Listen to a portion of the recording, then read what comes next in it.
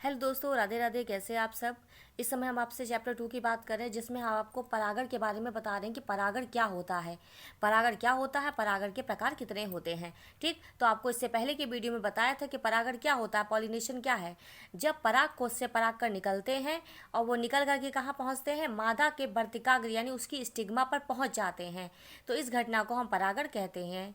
यानी कि जब परागकण जो है वो क्या हो, मादा के वर्तिकाग्र पर पहुंच जाए तो इसे हम कहते हैं परागण। परागण होता है दो प्रकार का, स्वपरागण और परपरागण।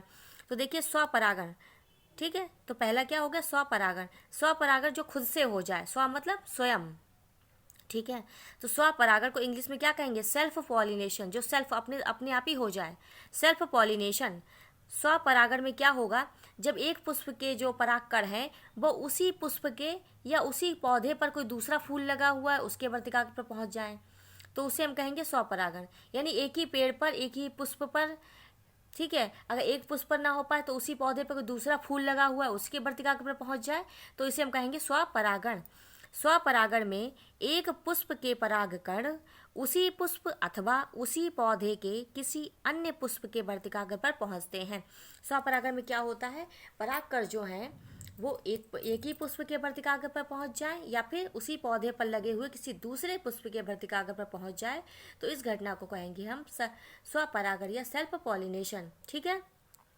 दूसरा होता है परपरागण, जिसे कहते हैं क्रॉस पॉलिनेशन। ठीक, तो परपरागण, पर मतलब किसी दूसरे की बात करें, स्वपरागण में उसी पौधे पे हो जाए या उसी फूल पर हो जाए, और परपरागण में क्या होगा, इसमें जो परागकण बनेंगे वो क्या होंगे, उसी जाति के दूसरे पौधे के पुष्प पर पहुंचेंगे। मान लो एक पेड़ यहाँ लगा हुआ है, एक पौधा यहाँ लगा हुआ है, तो इसके जो परागकण हैं वो यहाँ वाले दूसरे वाले पौधे का जो फूल है उसके वर्तिकाग्र पर पहुंचेंगे, यानी कि दूसरे पेड़ के जो फूल लगे हुए उन तक पहुंचेंगे। यह होगा परपरागण। ठीक, परपरागण यानी क्रॉस पॉलिनेशन। देखिए, इस क्रिया में एक पुष्प के परागकण उसी जाति का पौधा है, उसी जाति के दूसरे पौधे के वर्तिकाग्र पर पहुंचते हैं। यहाँ पर दोनों पुष्प दो अलग अलग पौधों पर स्थित होते हैं, चाहे वे एक लिंगी हो या फिर द्विलिंगी हो। ठीक, अब इसमें क्या होगा, इस क्रिया में एक पुष्प के जो परागकण है जो उसी जाति का दूसरा पौधा है उसके पुष्प के पराग वर्तिकाग्र पर पहुंचते हैं। यहाँ पर दोनों पुष्प जो है वो दोनों कैसे होते हैं, अलग अलग पौधे पर होते हैं। हो सकता है एक नर हो, एक इस वाले पेड़ पे हो, दूसरा मादा उस वाले पेड़ पे हो, या एक लिंगी फूल भी हो सकता है, द्विलिंगी भी हो सकता है, नर मादा एक साथ भी हो सकता है, नर मादा अलग अलग भी हो सकते हैं। ठीक है, तो इस क्रिया में क्या होगा, एक पुष्प के परागकण उसी जाति के दूसरे पौधे पर पहुंचेंगे, दूसरे पौधे के वर्तिकाग्र पर पहुंचते हैं। यहाँ पर दोनों पुष्प अलग अलग पौधों पर लगे होते हैं, चाहे वे एक लिंगी हो या फिर दो लिंगी हो।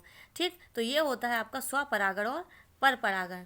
स्वपरागण के बारे में जब भी आप बात करें तो आप याद रखिए कि स्वपरागण में क्या हो जाएगा, उसी पौधे के परागकण उसी पुष्प से परागकण निकलेंगे और उसी पे ही झड़ जाएंगे, या उसी पौधे पर दूसरे पे दूसरा फूल लगा होगा उसके ऊपर झड़ जाएंगे।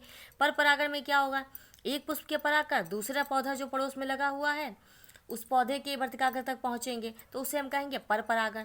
ठीक, तो ये होता है बेटा स्वपरागण और परपरागण। लेकिन कभी कभी पेपर में क्या पूछते हैं आपके, स्वपरागण और परपरागण में अंतर पूछ लेते हैं कि स्वपरागण और परपरागण में क्या अंतर है। देखिए, देखो जैसा आपको स्वपरागण बताया है वैसे ही आप इन्हें हेडिंग बना के लिख दीजिए।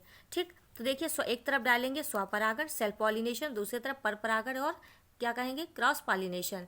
स्वपरागण तथा परपरागण में अंतर, स्वपरागण और परपरागण। देखिए, स्वपरागण का पहला पॉइंट, इसमें क्या होता है, इसमें पुष्प के परागकण उसी पुष्प या उसी पादप के दूसरे पुष्प के वर्तिकाग्र पर पहुंचते हैं। आपको यही तो बताया अभी कि एक पुष्प के परागकण निकलेंगे और उसी पुष्प के वर्तिकाग्र पर पहुंच जाएंगे, या फिर उस पौधे पर जो दूसरा फूल लगा हुआ है उसके वर्तिकाग्र पर पहुंचेंगे। ठीक, तो पहला पॉइंट तो यही हो गया। पर परागण में क्या होगा, इसमें पुष्प के परागकण उसी जाति के क्या बताया था, उसी जाति के दूसरे पौधे के पुष्प पर पहुंचेंगे।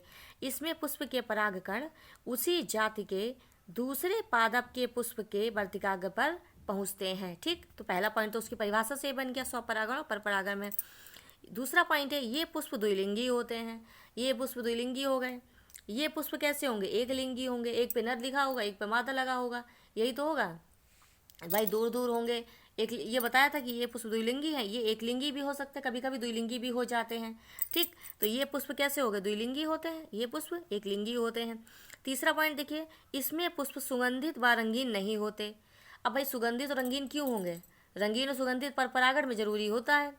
भाई पर परागण के लिए परागकण एक पुष्प से, एक पौधे से उठ के दूसरे पौधे तक पहुंचेंगे, तो पहुंचने के लिए क्या होगा, हो सकता है कीड़े मकोड़े हो, तितली हो, मधुमक्खी हो, उसकी ओर रंग देखकर, महक देखकर आकर्षित हो और परागकण को क्या हो, अपने पैरों में चिपकाएं या परों में चिपकाएं, चिपका करके और दूसरे पौधे तक पहुंचा दें, ये होगा ना।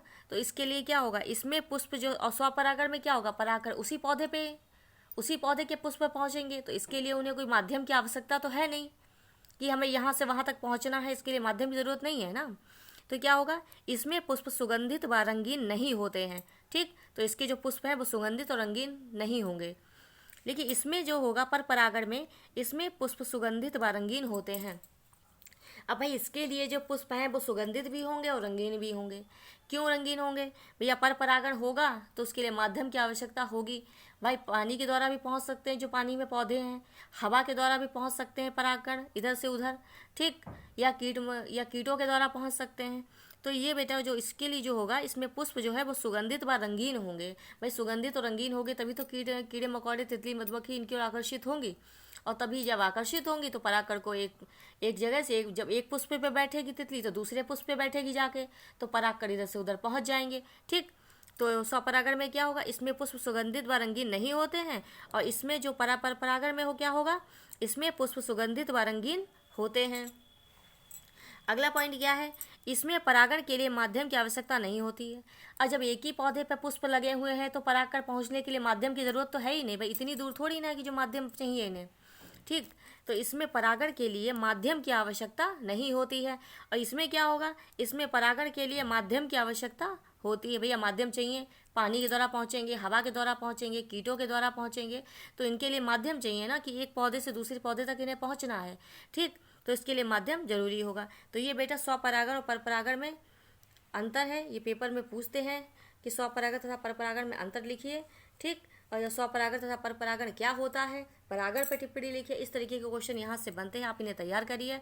आशा करते हैं आपको हमारा वीडियो अच्छा लगा होगा, हम आपको जो भी पढ़ा रहे हैं वो आपको समझ में आ रहा होगा। अगर अभी तक आपने हमारे चैनल को लाइक और सब्सक्राइब नहीं किया है तो फटाफट कर लीजिए। धन्यवाद।